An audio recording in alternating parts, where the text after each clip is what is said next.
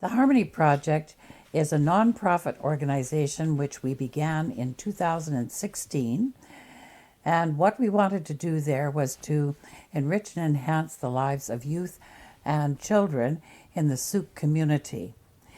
I'd already begun to work on the school programs in the elementary music and band programs at both the middle school and the high school level, but we also needed to have a group that could work with drums on a bigger scale and also with strings. Sooke, the town itself, has a string orchestra, the Sooke Philharmonic, and we felt that we should have a string organization to go along with that.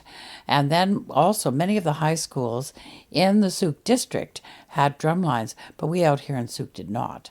So we started these two particular groups in order to be able to complement Sooke District 62's educational concerns. Why was it important to you? What did you feel was missing in terms of what the kids were getting out of the experience? There were a lot of things for adults to do here in Sooke, but like they had at least three choirs for adults. They had the Philharmonic Orchestra. They had all kinds of things for adults, but nothing for youth. So what were the students, children and youth going to be doing in Sooke? Well, they could go to McDonald's after school, and that would be one of their things, or just start getting into a bit of trouble. And so I decided that, well, since I had all this knowledge and experience, I would then begin to develop programs for youth and children in Sooke, and thus began the process. In the beginning, did you have a hard time attracting kids to it? Was it something that they saw the value of immediately? Well, my first group of students, now I was supported very much by the Sooke Philharmonic, Norman Nelson and his group. And and I went into Journey Middle School, and the principal there, Terry Honer, he was really wanting music in Sooke. And the superintendent of the Sooke district, he wanted it, but there was nobody apparently to do it. So anyway, I guess that's how I really got started. So the kids, what are they expecting to get out of this when they come to this program? Well, they are expecting to have gain the knowledge of learning to play a musical instrument. The parents are very keen to have them pursue this skill because music has been shown throughout research to improve the development of the brain. And so it's very important for our students to be aware of this and to take advantage of that opportunity. What do the kids get out of this that they didn't expect to get out of this? Well, they begin to learn to focus, to get a skill on something that they thought maybe was just something they'd never be able to conquer, which can transfer over to then other things. They may not think that they can conquer chemistry, but if they can conquer playing the cello, they can conquer chemistry. And also they get a feeling of belonging to a community because all of the students are involved in the same thing. There's, 15 or 20 kids involved in each class, and they learn how to get along with each other, and they have to listen, and they have to, try to play together. So it teaches them how to be together, and to also to have friends who have similar interests. And what kind of music do you do? Because one hears cello and they assume it's all classical. Well, you can't really start out with all classical. You start with just pieces that, most people do, like Twinkle Twinkle and, Silent Night or Jingle Bells. But then you do learn other things, and classical is one of them, and a very important one. But there are also adapted versions of other songs like the Hallelujah by Leonard Cohen and various other songs that have been adapted to strings. But I think it's a good thing also for students to learn the classical repertoire because that really is the foundation of everything. Modern popular songs are the rhythm is difficult. If you learn how to figure out the counting, the rhythm and the notes, etc., in classical things, then you can play anything pretty much. Now, you've been around for some time, so you've had some kids that have spent a few years in the program. What do they come back to you and say about the program?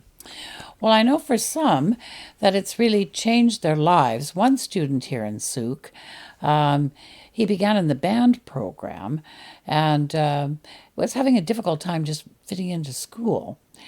But he became part of the program, and then he went into drumline, and from there, and he kept on with drumline, went to Belmont, and then he went into the Canadian College of the Performing Arts in Victoria, has the lead roles in a musical and plans to pursue a musical career. He sang a solo at, or has sung at Herman's Jazz Club. So, and he's just one example, but there are several, and for whom music has made a big difference in their lives. And you have fine kids, maybe they have a little bit of an issue with they're on the spectrum, or they have other issues, behavior or emotional or whatever.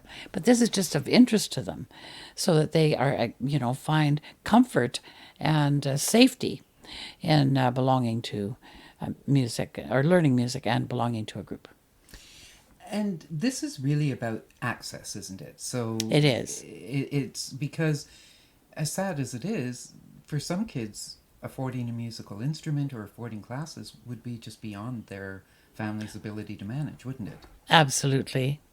So in our group, what we've done is that we figure out how much it costs for a student for a year, and basically $1,500 for lessons and instrument and rehearsal space and music, etc. And so we ask students to play the first child $750, second half, and then if there's third and fourth member of the family, doesn't have to pay anything. And then we also, if people apply for assistance, we never refuse them. We never turn anybody away, and we take everybody in our community. So it really makes the lessons affordable. They are able to have quality music training from teachers who have their master's or PhD and who are very kid-friendly. And we give them an instrument for the time that they are there. And we provide them with a community that they can belong to. And then from there, have this as a lifelong skill for them to use to keep building communities till they all their lives. That all sounds pretty expensive to put on. How do you manage to afford to do this? Well, what we do is we have a very committed board who is willing to back our suggestions and our work. So we apply for grants. We do some fundraising. We charge a small fee or half for at the most, and then we count on donations and sponsorships in order to be able to provide this program. And in order to be able to attract teachers and from Victoria, because that's where we have to bring them in from, you have to be able to provide a good enough salary for them or enough hours for them to work so that you can have a consistent, well-designed program. So yes, it is costly. And you are doing some fundraising. We are. And you're in the midst of a campaign. So talk to me about what kind of goals you're looking for and how you're managing to raise that money. Right. Well, what I see is that we have to work around a budget of about $120,000 a year, which will, because we have about 65 students in the program, so we have lots that we have to be responsible for, and so we hope to get half of our money through donations and sponsorships, and the other half or more through fees, grants, and any other fundraising things we do, like bottle drives. And the problem is, of course, when you're doing something like this, you're not always sure that you're going to get the grants. You're not always sure you're going to get the donations.